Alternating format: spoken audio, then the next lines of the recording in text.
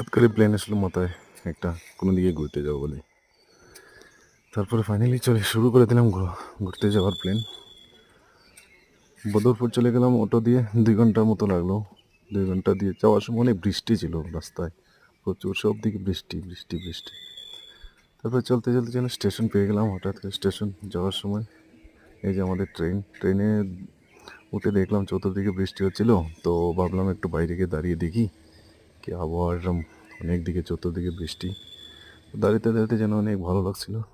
লাগার পর আবার কিছুক্ষণ বসার পরে আবার ভিতরে চলে আসলাম, ভিতরে গিয়ে বসলাম।